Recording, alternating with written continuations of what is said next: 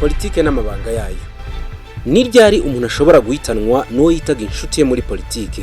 Niki gishobora gutuma umunyepolitike ashobora kwivugana uwo yabikije amabanga ya politike?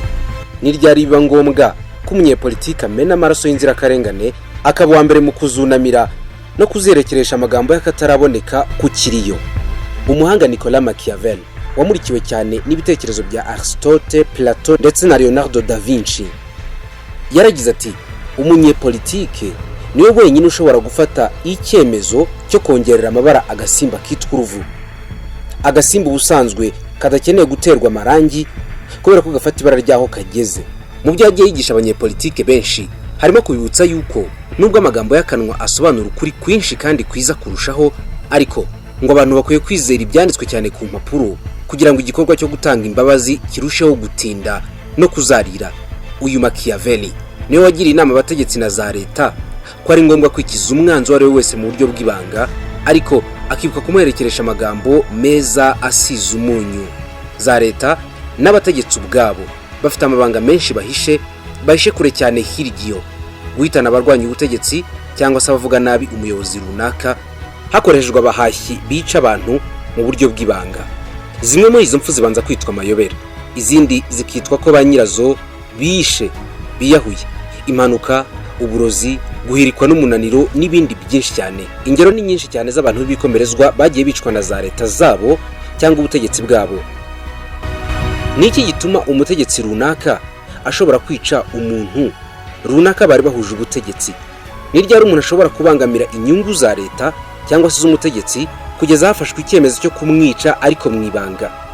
Byinshi muri ibi biba mu buryo bw'ibanga nyine, ndetse yahimbwa amazina y'icyatumye umuntu apfa. Runaka yiyahuye, urupfu rw'impanuka ariko rudasobanutse, umunaniro udasanzwe wahitanye umuntu runaka. Okay, mukomeze imikandara yanyu mu kirere. Ubu tumanukiye Paris, umurwa mukuru w'Ubufaransa, duhereye Palais Élysée. Aha ni ikambere ku butegetsi bwa Hexagone mu Bufaransa. Abafaransa bafata iyi nyubako nka kimwe mu bimenyetso bya Repubulika. Mu kigereki cyo hambere, Palais Élysée ubundi ngo byasobanuraga nk'icyanya cy'abapfu bahawe umugisha. Hareberwa mu isura y'ubutegetsi bwubahiriza amahame yo guharanira uburenganzira bwa muntu no guhikaza ibitekerezo byose, ndetse no kurebera izuba bashobora kuneguriza izuru ubutegetsi. Ariko mu by'ukuri hari indi sura tutazi muri Palais Élysée. Iyi ni imwe mu nyubako zakoremo amabi menshi cyane yo kumena amaraso no gucira imigambi mibisha yo guhitana abatavuga rumwe n'ubutegetsi bw'Ubufaransa mu myaka myinshi. Ariko sinjya kure, François de Grossouvre ni umugabo w'ikirangirire cyane ku buryo haburaga gato cyane ngo izina rye ribe kizwi na bose mu isi y'ururimi rw'igifaransa. Na n'ubu hari abagishaka ko isura ye yakorerwa ikibumbano gikomeye cyane kandi kiremereye kigera hejuru kikamanikwa mu mijyi ikomeye mu bihugu bikoresha ururimi rw'igifaransa. François de Grossouvre arazwi cyane muri politike kuko yabaye umujyanama wihariye wa François Mitterrand wayoboye Ubufaransa. Uretse ibi, yari imboni y'Ubufaransa mu by'umutekano mu bihugu nka Lebanon, Syria, Tunisia, Maroc, Gabon, Korea zombi n'ikigobe cya Golfe. Numwe mu bantu bagize akamaro gakomeye cyane mu ntambara y'ubutita, afasha Ubufaransa kuguma muri OTAN no kuzigama amabanga y'ubucuruzi ndetse n'umutekano. Ariko ibi bitanagushishikaje cyane, nakubwira ikindi wamumenyaho. François de Grossouvre ni umucuruzi kabuhariwe wari warashinze inganda z'isukari zikomeye cyane mu Bufaransa mu ikompanyi y'umuryango we yitwa General Sucrière, nimero ya mbere mu kugemura isukari ku ruganda rwa Coca-Cola rukora ibinyobwa.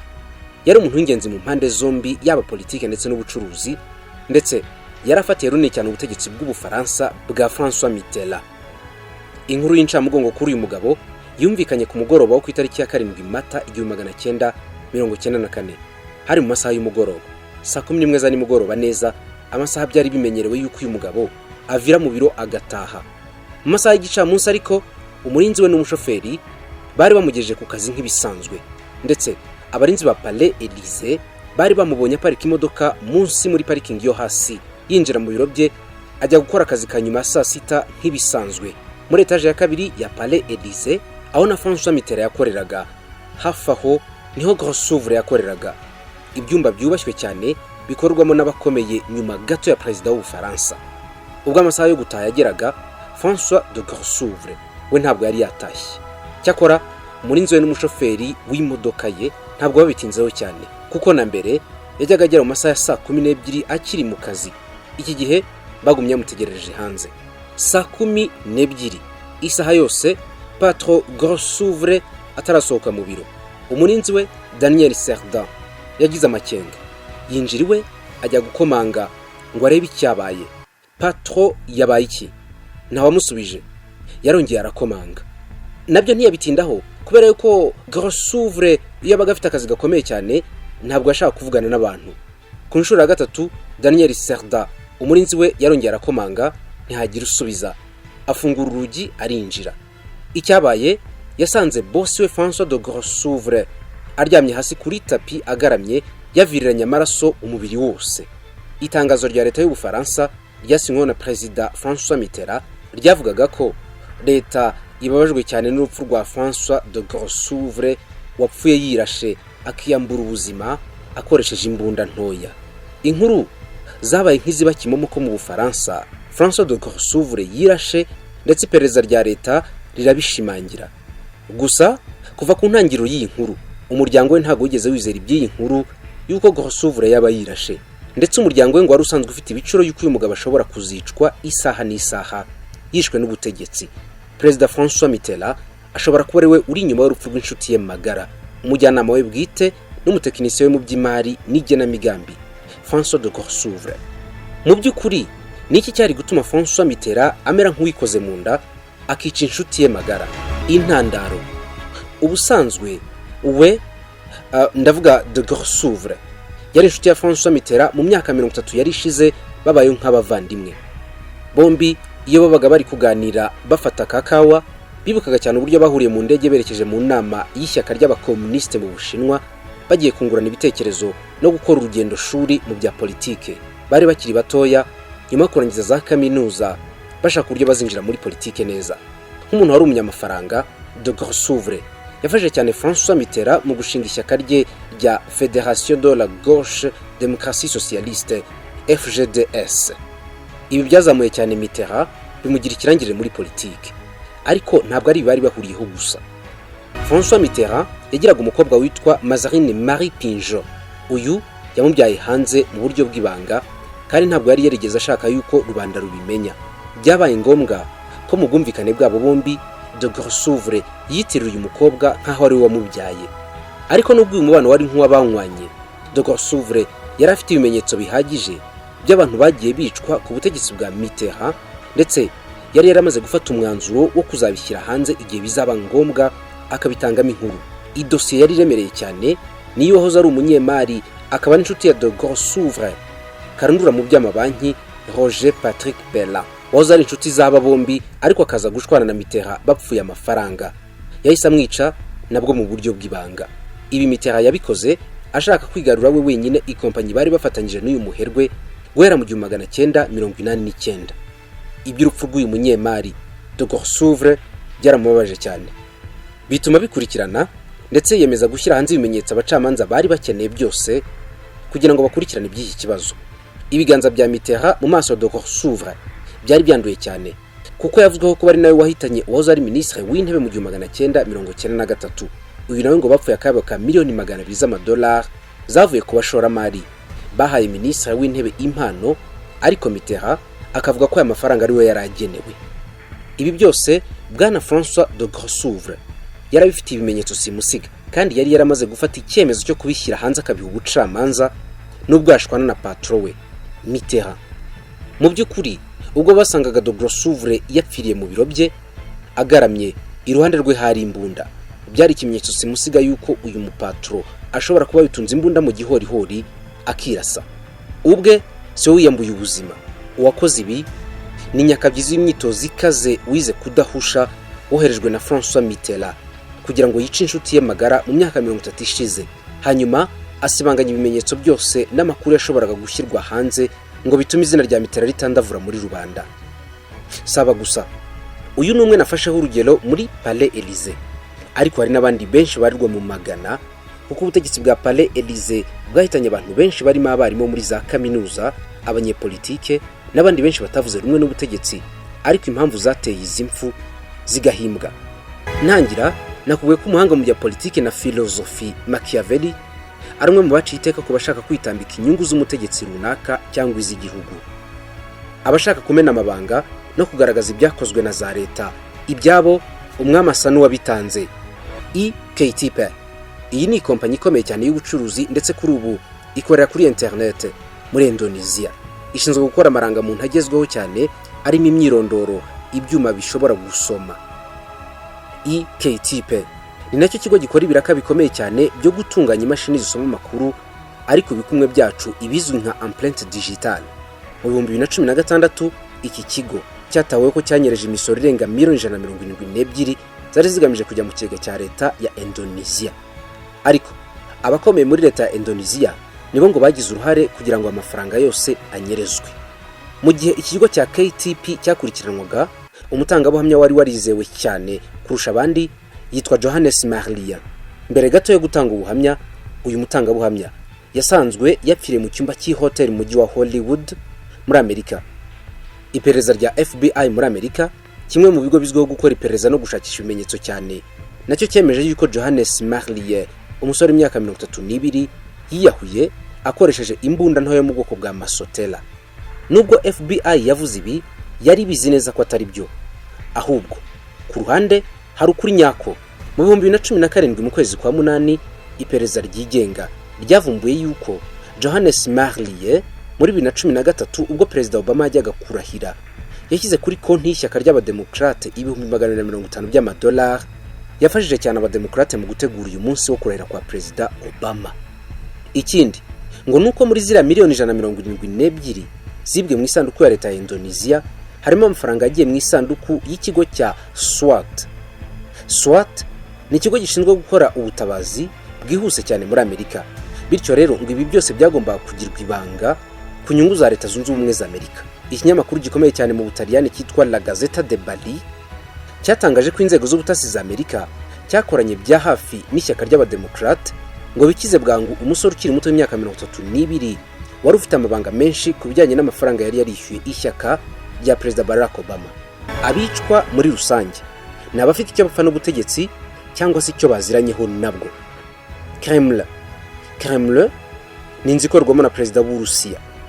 Izina ubwaryo risobanura imbaraga z'igisirikare rwagati mu mujyi.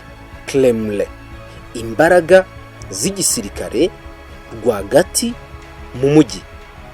Niyo nyubako Vladimir Putin akoreramo ubu. Nimwe mu nyubako zibitse amabanga y'abantu benshi bishwe, banizwe, barashwe, bahotowe, barozwe, abagonzwe n'amamashini n'abandi benshi batavuze rumwe n'ubutegetsi bwa Vladimir Putin. Liste zibanga zishwe muri iyi nzu ziruha amagana y'abanyapolitiki, abanyamakuru, abavoka, abaharanira uburenganzira bwa muntu n'abandi benshi bishwe mu buryo bw'imfu zidasobanutse. Umwe muri aba ni bwana Vladimir Pribilovsk. Uyu yari umwanditsi w'ibitabo bya politike. Mu bitabo birenga 40 yashyize hanze mu gihe gito, yanengaga ubutegetsi bwa Perezida Putin.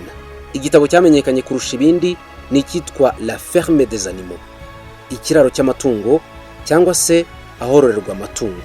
Umwanditsi yagereranyaga imibereho y'abaturage b'Abarusiya n'amatungo yibera mu kiraro ahantu runaka atazi icyo shebuja azayabyazamo.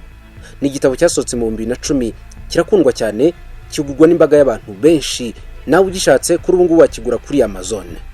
Uyu mugabo kandi yari umuyobozi w'ikigo cyitwa Panorama Information and Research Center. Ikigo cyari gifite inshingano zo gusohora amakuru yerekeye Putin gusa, menshi muri amakuru yabaga arimo kunenga ubutegetsi bwe. Mu nyandiko ze abantu bizeraga cyane, Vladimir Pribilovsk niwe wasobanuye birambuye ibyago Uburusiya bushobora kuzagera mu bijyanye n'ubukungu n'ishoramari mu gihe buzaba bukomeje umugambi wo kwiyomekaho agace ka Crimea mu 2014.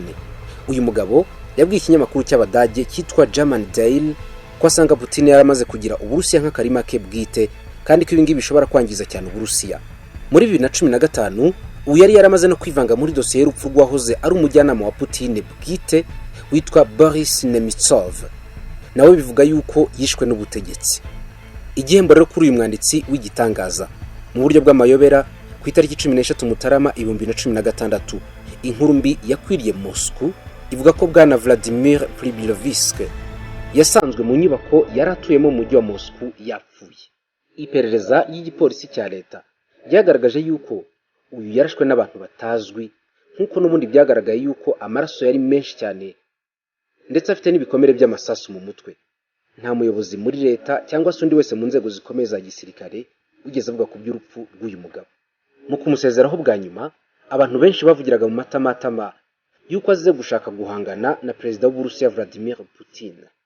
Mu iperereza ryihariye ryakozwe n'imiryango iharanira uburenganzira bwa muntu ryemeje yuko bwana Vladimir Pribilovsk yarashwe amasasu na mudahusha umwe wo muri FSB, urwego rw'ubutasi n'umutekano by'Uburusiya, the Federal Security Service of the Russian Federation. Urupfu rw'uyu mugabo rwaciye intege benshi mu batavuga rumwe n'ubutegetsi bwa Vladimir Putin, bikanga ko bazamamatwa amasasu isaha ku isaha, abandi barahunga. Urundi rupfu rusa n'amayobera muri iki gihugu cya Putin n'urwahoze akorera urwego rw'ubutasi rwa Putin, FSB, yitwa Alexander Litvinenko, benshi bamwita Litvinenko. Litvinenko yahoze ari umutasi kabuhariwe, yahunze Uburusiya ajya kwibera mu Bwongereza gukorana n'urwego rw'abongereza rw'ubutasi rwa MI6. Yiyemeje kumena amabanga yose ya leta y'Uburusiya, ashinja ubutegetsi bwa Putin kwica atababariye abatamuvuga neza no kumarira ku icuma abagabo bakomeye muri politike bo hambere. Uyu yanashinjaga perezida Putin kuba ariwe washyize mu bikorwa ibitero byatewe mu ngoro y'inteko ishinga amategeko muri Armenia, bigahitana uwahoze ari minisitiri w'intebe wa Armenia Vasgen Sargen n'abadepite 7 ni mu 1999. Uyu ngo aranafite amakuru ahagije kandi yenda gushyira hanze agaragaza uburyo leta y'Uburusiya yagize uruhare rukomeye cyane kandi rutaziguye mu bwicanyi bwakorewe abasivile bo muri Chechnya. Mu mugoroba umwe muri 2006, komando Alexander Litvinenko benshi bitaga Litvinenko yasangiye icyayi n'inshuti ze ebyiri bahoze bakorana ubutasi muri KGB, icyahoze ari urwego rw'ubutasi bwa Leta Zunze Ubumwe z'Abasoviet. Muri uku gusangira niho yaherewe uburozi bwa polonium, uburozi bugizwe n'ubutare bukaze cyane n'imbaraga za radioactive. Wariye ubu burozi ubufite ibyago byinshi byo gupfa kuko kuvurwa n'amahirwe. Ubwo asangiraga icyayi n'inshuti ze ebyiri bishimye cyane, Litvinenko ntabwo yamenye yuko yarozwe ndetse ntabwo yahise arwara. Mu minsi ine yakurikiye, Litvinenko yatangiye kubabara mu nda, ajya kwa muganga bamubwira yuko agaragaza ibimenyetso by'umuntu warozwe arogeshejwe polonium. Ahita aguma mu bitaro. Wari umukomando, indwara aramushegeshe cyane, atangira gupfuka imisatsi, uruhu rurahinduka, arumagara cyane, ari nako atakaza ibiro byinshi buri munsi kubera gucisha hasi no hejuru. Mu byumweru 3 abaganga b'ibitangaza bazo kuvura indwara zikomeye basimburanye kuri uyu mugabo, ariko babuze icyo bamukorera, ubuzima bwe bubanyura mu myanya y'intoki. Kremlin nishinje urupfu rw'uyu mu ofisiye mu nzego z'ubutasi. Uretse aba bamudahusha b'Abarusiya, ni nabo bashinjwe urupfu rwa Boris Nemtsov, wahoze ari minisitiri w'intebe hambere, wishwe mu 2015 arashwe urufaya rw'amasasu nijoro. Iyi ngoro inashinjwa guhitana Belizoviski, wari umunyepolitike akazagungira mu Bwongereza. Uyasanzwe mu bwogero bwe yapfuye. Iperereza ryabanje gukeka ko yaba yiyahuye, ariko nyuma baza gusanga yanizwe, anigirwa mu cyumba cye, hanyuma bakururana umurambo bawushyira muri baignoire mu rwogero. Abavoka, abanyamategeko, abanyamakuru, abanditsi, abashoramari n'abacuruzi bakomeye, abanyepolitike n'abasirikare, muri abo ni benshi bapfa urupfu nk'urunguru. Izi ni zimwe mu ngero zo mu bihugu byo hakurya hakuryiyo byitwa ko bikomeye, bimwe binikomanga ku gatuza bivuga ko byubahiriza amahame ya demokarasi no kwishyira ukizana kwa muntu. Ariko muri Afurika ingero nk'izi nazo zirahagaragara. Muri Gabo, uwitwa Andre Mba Obame arazwi cyane na buri muturage wa Gabo. Isura ye y'umugabo wirabura ukunda guseka n'ubwanwa bwuzuye imvi n'amadarubindi y'izuba, yari umunyepolitike w'ishusho benshi bibonamo, babonaga ko ashobora kuzahangura ingoma ya Muzehe Omar Bongo Ondimba wari uyoboye Gabo imyaka 42 ntawe umukorera mu ngata. Mu myaka y'1980, Andre Mba Obame yari umunyamabanga wihariye wa Perezida Omar Bongo, ndetse aza gushyirwa muri guverinoma y'iki gihugu hagati y'umwaka w'1990 n'1992. Nyuma y'iki gihe yakoze imirimo itandukanye muri presidence, ariko aza gusubizwa ministeri y'umutekano imbere mu gihugu, aza no gushinga indi ministeri y'imirimo y'inama y'abaminisitiri kugera mu 2009. Nubwo yakoraga ibi, yari umuyobozi w'ishyaka PDG, Parti Démocratique Gabonaise. Iri shyaka rye ryaje kuba nk'iritemera imirongo migari ry'ishyaka ryari riri ku butegetsi rya Democratic Party rya Omar Bongo Ondimba. Ibi byatumye mu 2009 Andremba Obame afata icyemezo cyo kwiyamamariza umwanya w'umukuru w'igihugu atagishije inama shebuja Ondimba. Igikundi kinini cy'abaturage cyagaragaje yuko kimuri inyuma kandi kimushyigikiye, ndetse ko gikeneye impinduka z'ubutegetsi nyuma y'imyaka 42 nta wundi muyobozi abaturage bazi. Nyuma y'urupfu rwa muzehe Omar Bongo habaye amatora, hatorwa Ali Bongo, umuhungu wa Omar Bongo. Uyu Andremba Obame niwe byavuzwe yuko yatsinze amatora atsinze Ali Bongo, ariko bivuga yuko yibwa amajwi n'ubutegetsi bwari buriho, hanyuma imbaraga z'ubutegetsi zisubira mu biganza bya banyirabwo. Icyemezo cyo kwiyamamaza cyamubyariye amazi nk'ibisusa. Kuva mu 2009 yatangiye guhigishwa uruhindu, anategura ibice byagombaga kumuhitana, ariko Imana igakinga akaboko.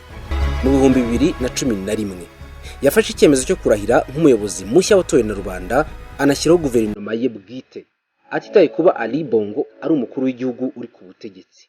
Yashinjwe ibyaha byinshi birimo kuvogera itegeko nshinga no gusuzugura inzego z'ubutegetsi ndetse n'ibyemezo byatowe na rubanda. Nyuma y'igihe gito, Andremba Obame yongeye gutangaza yuko azongera kwiyamamaza mu matora yarateganyijwe muri 2016 umwaka ushize. Ari nayo ntandaro y'agatsiriri ka nyuma kuri uyu mugabo. Uyu mugambi mushya wo kongera kwiyamamaza nk'umuntu wari ukunzwe na rubanda nyamwinshi byatumye amateka ye ahinduka nk'iya wa mugani w'inkuru nize yitwa La chèvre de Monsieur Seguin.